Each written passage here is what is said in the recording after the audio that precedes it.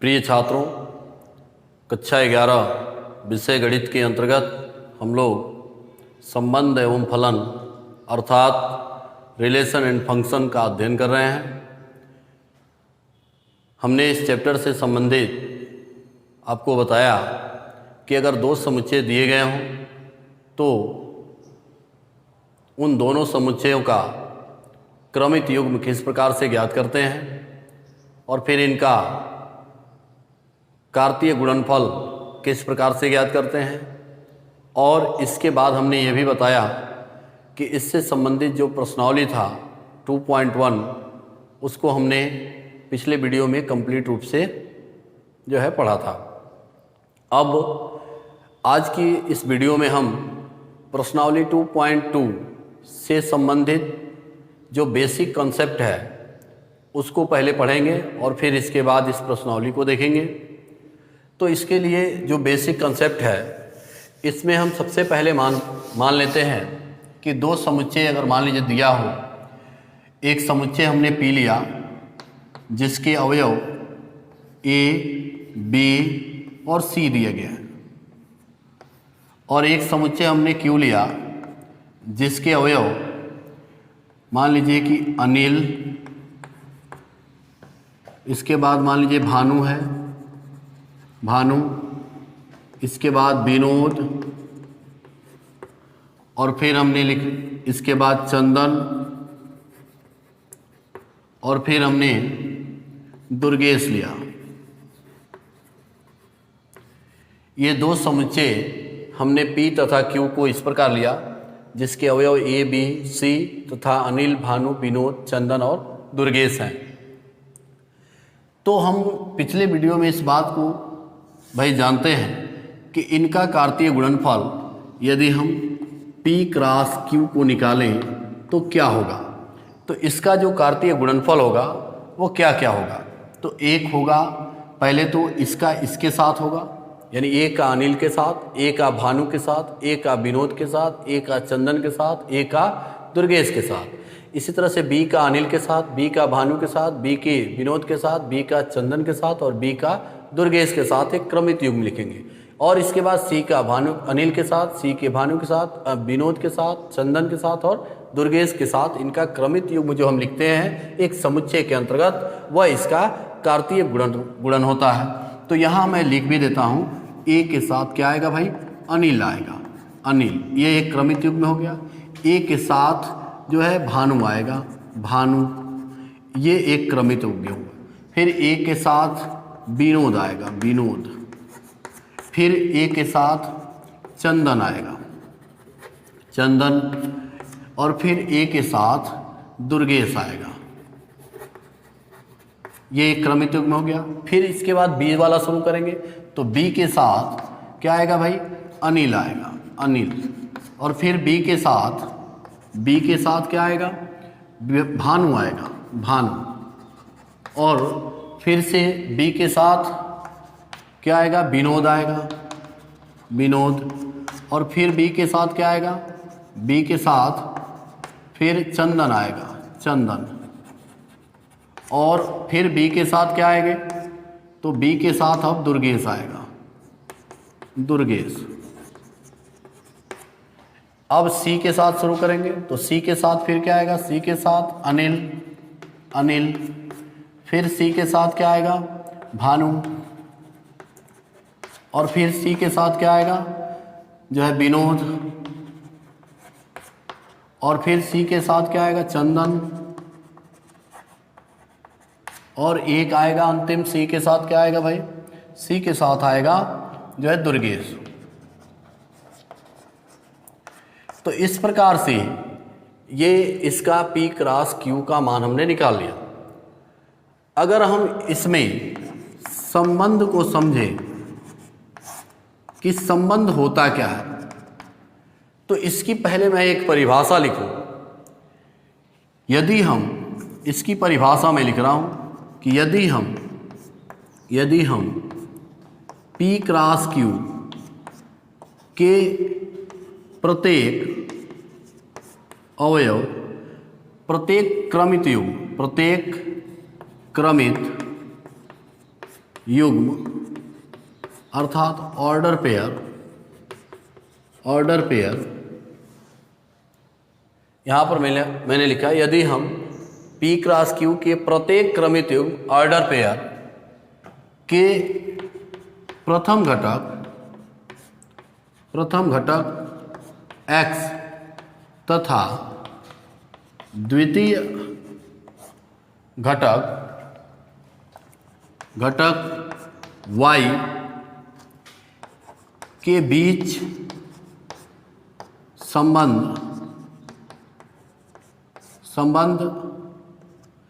R को इस प्रकार स्थापित करें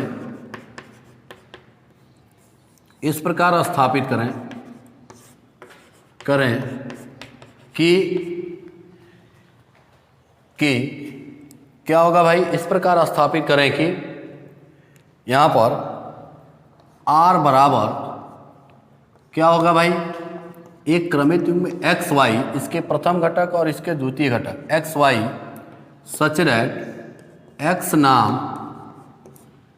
नाम वाई का प्रथम अक्षर है जहाँ x belongs to P and y belongs to Q। तो ये एक संबंध हम यहाँ लिखे हैं कि यदि हम P क्रॉस Q के प्रत्येक क्रमित युग्म के प्रथम घटक x तथा द्वितीय घटक y के बीच संबंध R को इस प्रकार स्थापित करें कि R की जो वैल्यू है वह एक क्रमित युग्म एक्स वाई सच दैट, यानी x यह जो क्रमित युग्म है वह इस प्रकार है कि x जो हम लिखेंगे वह y का प्रथम अक्षर है, अर्थात y भी यानी x का जो नाम हमने लिखा यानी उसका जो प्रथम अक्षर होगा वही y का भी प्रथम अक्षर होगा। अर्थात इस फलन में इस संबंध को देखकर हम ये कह सकते हैं कि यह संबंध यह बता रहा है कि जो x नाम है वह y का प्रथम अक्षर है। अर्थात यहाँ पर इस बात को हम जान गए हैं कि इस संबंध को जब भी हम लिखेंगे तो इसमें इस बात का ध्यान रखेंगे कि जब भी x का नाम हम लिखेंगे यानी यहाँ पर जो नाम लिखेंगे और उसके बाद जब हम यहाँ पर नाम लिखेंगे तो यह जो नाम जिसका प्रथम अक्षर जो होगा वही y का भी प्रथम अक्षर होगा।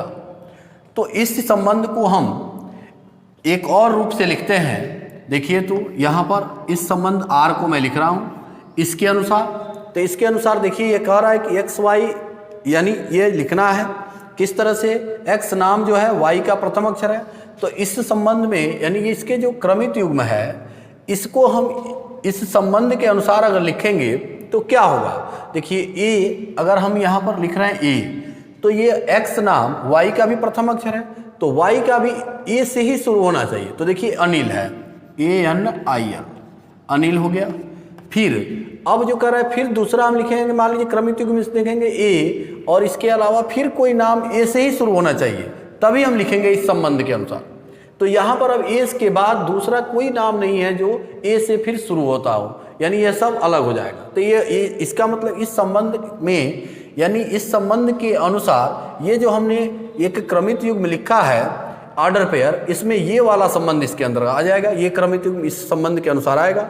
फिर इसके बाद अब दूसरा लिखेंगे, बी से लिखते हैं मान लीजिए हम, तो बी के साथ बी से नाम शुरू होना चाहिए। तो बी के साथ क्या है, देखिए बी के साथ है बी से भानु, देखिए ये भी बी है तो ये भी शुरू बी से ही हो रहा है, तो बी से हो गया भानु, भानु लिख दिया हमने। फिर इसके बाद बी से देखेंगे और कोई है तो ये देखिए बी से विनोद है, तो इसके बाद बी से क्या हो गया विनोद, विनोद आ गया। इसके अलावा अब कोई नहीं होगा, बी से भी शुरू हो और यह भी बी से शुरू हो, दूसरा अब कोई नहीं है। अब इसके बाद सी से देखेंगे, तो सी से देखिए सी से क्या है भाई, सी से एक चंदन है, चंदन। अब इसके बाद सी के अलावा और कोई नाम है नहीं है। अब डी से देखेंगे तो इसमें तो डी है नहीं, तो ए बी सी है, बस इसमें ए बी और सी को ही हमने देखा। तो ए से देखिए एक मिला नाम अनिल, और दूसरा ए के बाद ए से शुरू होना अब कोई नाम नहीं है। बी से एक नाम मिला भानु, और बी से फिर एक और मिला विनोद, इसके बाद सी से मिला चंदन, इसके अलावा अब सी से दूसरा कोई नाम नहीं है। तो यहाँ पर हमने इस संबंध के अनुसार इसको भी लिखा है, ठीक है। तो यहाँ पर देखिए ये दोनों संबंध ये जो है ये किस रूप में लिखे गए हैं, तो ये जो तरीका है लिखने का, इस तरीका को हम कहते हैं समुच्चय निर्माण विधि, यानी इस तरीका को हम कहते हैं समुच्चय निर्माण विधि।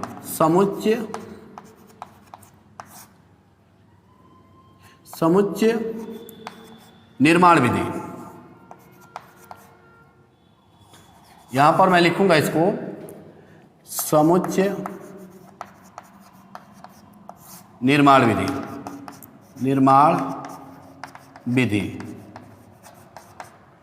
इसको मैंने कहा समुच्चय निर्माण विधि है, और ये जो विधि है इसको हम कहते हैं कि रोस्टर विधि। ये जो विधि है वो रोस्टर विधि है, क्योंकि इसमें इस संबंध के सभी अवयवों को प्रदर्शित कर दिया गया है, जबकि इसमें इस संबंध को यानी केवल और केवल एक रिलेशन के आधार पर दर्शा दिया गया है, अर्थात इसके गुणों को दिखाया गया है, जबकि इसके गुणों को यहाँ पर प्रदर्शित कर दिया गया। तो इस प्रकार आपने देखा कि हमने इस संबंध को समुच्चय निर्माण विधि से किस तरह से लिखा और रोस्टर विधि से किस प्रकार से लिखा। अब इसके अलावा एक और विधि होती है जिसको कहते हैं हम तीर आरेख विधि। तो तीर आरेख विधि को भी हम दर्शा देते हैं। यहाँ पर देखिए तीर आरेख विधि से कैसे इसको दर्शाएंगे, तो इसको हम तीर आरेख विधि से भी दर्शा देते हैं इस संबंध को। तो तीर आरेख विधि क्या है, तो इस संबंध को तीर आरेख विधि से हमें दिखाना है। तो देखिए एक हम ऐसे रिंग बनाते हैं और एक और दूसरा रिंग भी हम बना देते हैं।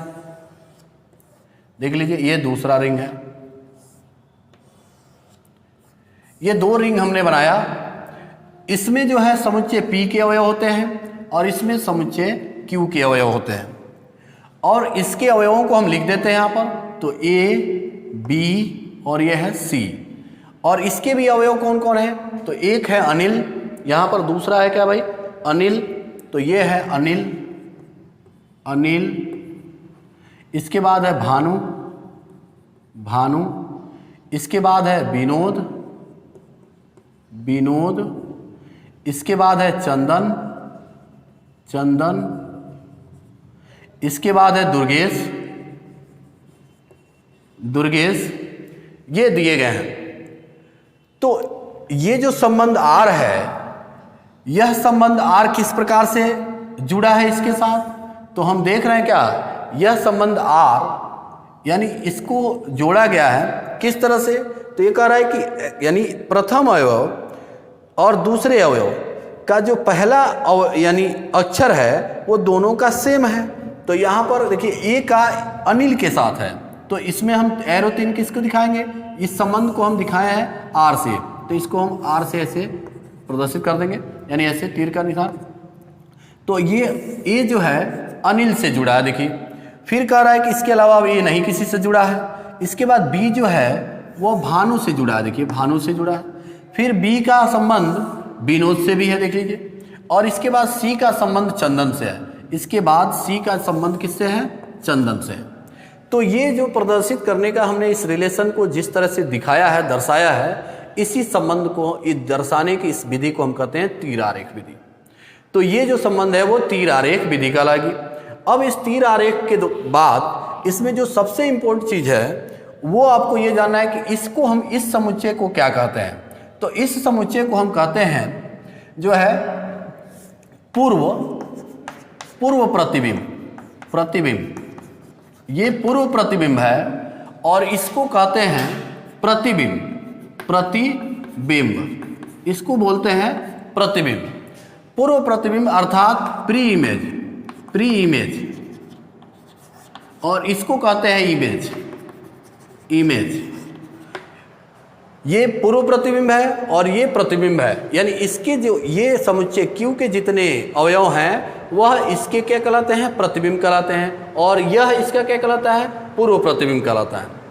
अब इसमें सबसे इंपॉर्टेंट चीज़ें क्या है जो आपको जानना है, तो इसमें जो सबसे इम्पोर्टेंट चीज़ है वह है कि हम प्रांत किस प्रकार से लिखते हैं, यानी किसी रिलेशन को में जो रिलेशन हम दर्शाते हैं उस रिलेशन का प्रांत क्या होता है, उस रिलेशन का परिसर क्या होता है और उस रिलेशन का सह प्रांत क्या होता है। तो सबसे पहले हम बात करें प्रांत की।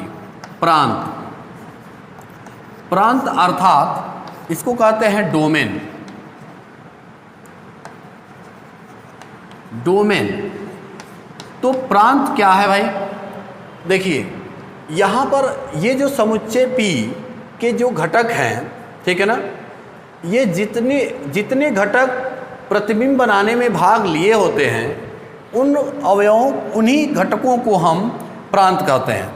तो देखिए इसमें ये 1 2 3 ये तीनों के तीनों इससे संबंधित है, यानी ये भाग लिए हैं प्रतिबिंब बनाने में, तो ये तीनों इसके प्रांत कहलाएंगे, यानी A B C इसके क्या है भाई, प्रांत है। इसके बाद हम निकालते हैं सह प्रांत। सह प्रांत, सह प्रांत को कहते हैं हम कोडोमेन। कोडोमेन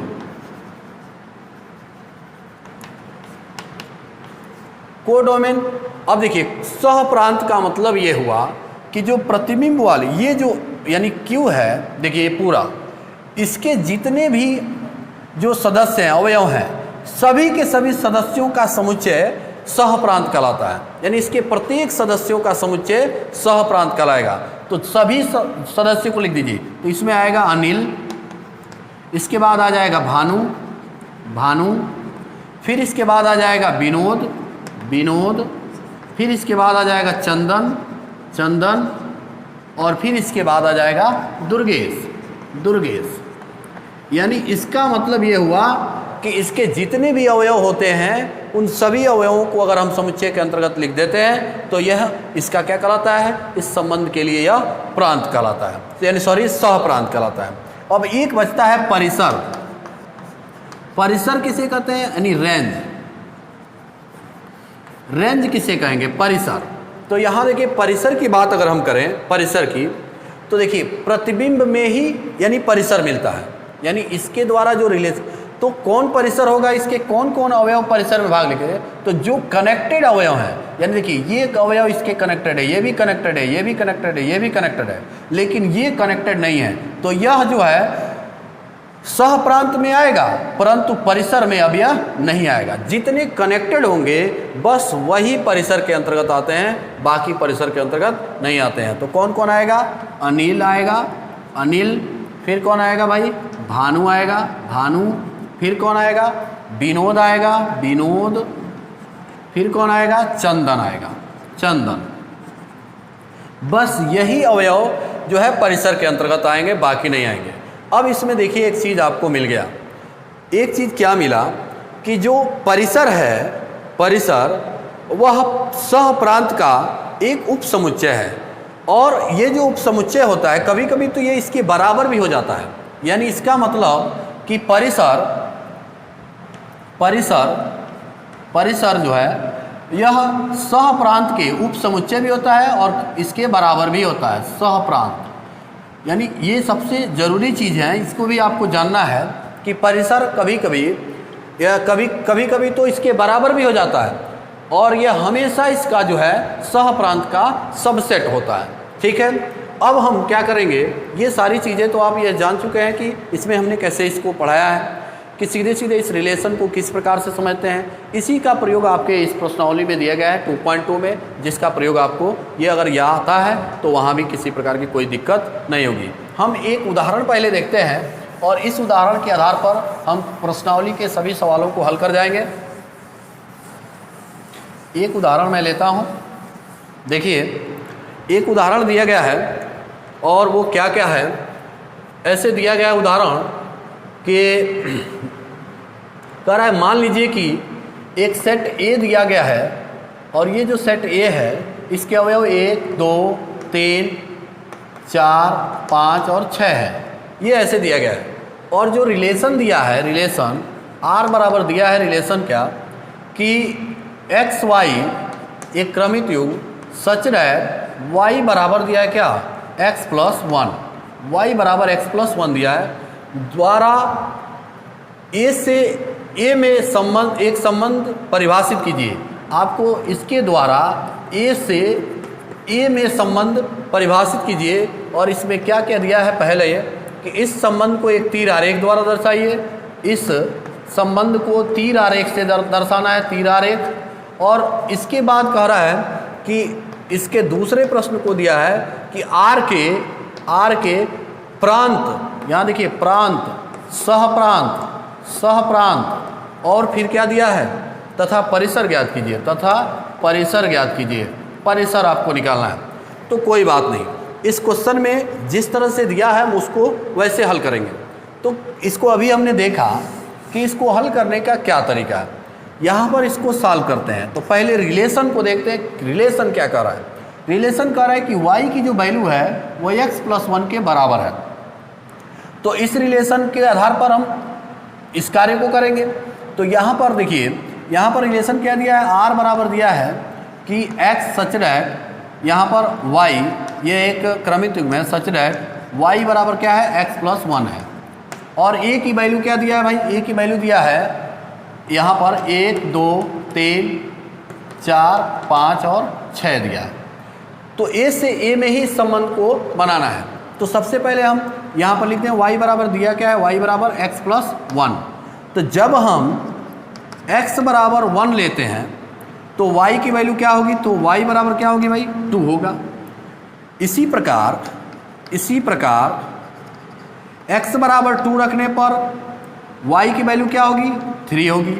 x बराबर 3 रखने पर y की वैल्यू क्या होगी, 4 होगी। x बराबर 4 रखने पर y की वैल्यू क्या होगी, 5 होगी। और x बराबर 5 रखने पर y की वैल्यू क्या होगी, 6। लेकिन यहाँ पर x बराबर 6 जब हम रखेंगे, x बराबर 6 तो y की वैल्यू 7 होगी। और इसमें कह रहा है a से a में ही दिखाना है, मतलब a में 7 नहीं है, इसलिए ये वाला संबंध हम नहीं लिखेंगे। तो x बराबर 5 तक ही होगा, क्योंकि y में 6 से अधिक कोई अब अवयव नहीं मिलेगा, क्योंकि y जो हम सेट लेंगे वो भी a का ही सेट है और इस सेट में 7 नहीं है। तो अब हमको इस संबंध को तीर आरेख द्वारा दिखाना है। पहले तो इस संबंध को लिख दें हम। अब ये क्रमित युग्म के रूप में इस संबंध को दर्शा देंगे। r की वैल्यू तो क्या होगी, 1 के साथ 2 होगा, 1 के साथ 2 होगा, फिर कामा 1 के साथ क्या होगा भाई, 1 के साथ 2 के साथ अब 3 है, 2 के साथ 3 है, देखिए 2 के साथ 3 है, 3 के साथ 4, 4 के साथ 5, 5 के साथ 6।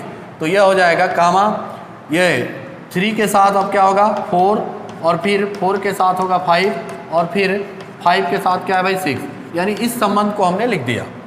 अब इसके बाद इस संबंध को तीर आरेख द्वारा दर्शाना है। तो तीर आरेख को दर्शाने के लिए मैंने बताया था इस तरह से इसको दर्शाया जाता है। पहले तो हम एक ऐसे रिंग बनाते हैं और यहाँ भी एक रिंग बनाते हैं। हम इसको मिटा ही देते हैं, यहाँ पर मिटा के इसको बना देते हैं। इसको तीर आरेख द्वारा दर्शाना है तो कैसे दर्शाएंगे, देखिए इसको तीर से दिखा देना है। तो यहाँ पर एक रिंग बना लिया हमने और एक रिंग यहाँ भी हमने बना लिया। यहाँ पर इस रिलेशन को दिखाना है, आर से डिनोट कर देंगे। ये क्या है भाई, ए है सेट और ये भी सेट ए है, जिसके अवयव 1, 2, 3, 4, 5 और 6 हैं। इसके अवयव 1, 2, 3, 4, 5 और 6 हैं। लेकिन संबंध क्या कहता है कि 1 का 2 के साथ दिखाना है। अर्थात अब जो दिखाएंगे हम वह 1 का 2 के साथ दिखा रहे हैं, देखिए। फिर 2 का 3 के साथ दिखा दीजिए, 2 का 3 के साथ दिखा दीजिए। फिर 3 का 4 के साथ दिखाइए, 3 का 4 के साथ तीर आरेख से। फिर 4 का 5 के साथ, तो इस 4 को 5 के साथ दिखाया हमने, और फिर 5 का 6 के साथ दिखा दिया हमने। अब ये हमने तीर आरेख से इस संबंध को प्रदर्शित कर दिया, ठीक है। अब इसमें जो जरूरी चीज़ है वो भी पूछा है, और क्या क्या पूछा है कि इसका प्रांत, सहप्रांत और परिसर लिख दीजिए। तो इसका प्रांत पहले हम लिख दें, प्रांत यानी प्रांत का मतलब हुआ डोमेन। डोमेन आप लिख दीजिए, क्या होगा भाई देखिए। तो समुच्चय यानी ये इसका पूर्व प्रतिबिंब होता है, पूर्व प्रति जो है यहाँ पर मैं इसको क्या लिखता हूँ कि ये पूर्व प्रतिचित्र होता है, और ये क्या होता है भाई जो है केवल प्रतिचित्रण होता है। अर्थात इसका मतलब यह है कि यह इमेज है, प्रतिबिंब है, प्रतिबिंब, और ये क्या है पूर्व प्रतिबिंब है, पूर्व प्रतिबिंब है, प्रतिबिंब। तो इस पूर्व प्रतिबिंब में हम प्रांत को ढूंढते हैं। और कौन कौन होगा? जो इसमें भाग लिया होगा, जो किसी न किसी से क्या होगा? रिलेशन को दर्शाया होगा। यानी इसका प्रत्येक अवयव जो रिलेशन में भाग लिया होगा वही इसका क्या कहलाता है? प्रांत कहलाता है। तो यानी कि 1 2 3 ये 4 और ये क्या होंगे? 5, ये इसके प्रांत हो गए। अब इसकी सह प्रांत लिख देना है, सह प्रांत। तो सह प्रांत क्या होता है? सह प्रांत कहते हैं कोडोमेन को, डोमेन। ये क्या होगा भाई? सह प्रांत। तो सह प्रांत का मतलब हुआ इसके जो है प्रतिबिंब के प्रत्येक घटक, यानी सभी के सभी को लिख देंगे। तो इसमें अगर कोई है तो भी, नहीं है तो भी, जो है उसके जितने एलिमेंट्स होंगे सबको लिख देंगे। तो 1 2 3 4 5 और 6 हो गया। अब इसके बाद परिसर लिख दीजिए, परिसर। परिसर का मतलब ये हुआ कि ये ध्यान रखेंगे, ये यहीं तक है, इसमें आके मत जोड़ दीजिएगा। परिसर का मतलब ये हुआ कि रेंज की बात करें हम, तो रेंज क्या होगा भाई? वे यानी प्रतिबिंब में वे अवयव जो क्या हो? पूर्व प्रतिबिंब में कनेक्टेड हो, बस वही जो है परिसर होंगे। देखिए 1 जो है इसमें कनेक्टेड नहीं है, तो जो कनेक्टेड है वह कौन कौन है? 2 है, 3 है, 4 है, 5 है और 6 है। तो इस प्रकार हमने इसका परिसर भी क्या कर दिया? लिख दिया। तो बच्चों आपको करना क्या है? इस कंसेप्ट को समझना है, और इस कंसेप्ट को समझ के आपको इसके प्रश्नावली 2.2 को जब सॉल्व करेंगे तो सभी क्वेश्चन सॉल्व हो जाएंगे। हम इसके आगे की चीज़ों को पढ़ेंगे नेक्स्ट वीडियो में। धन्यवाद।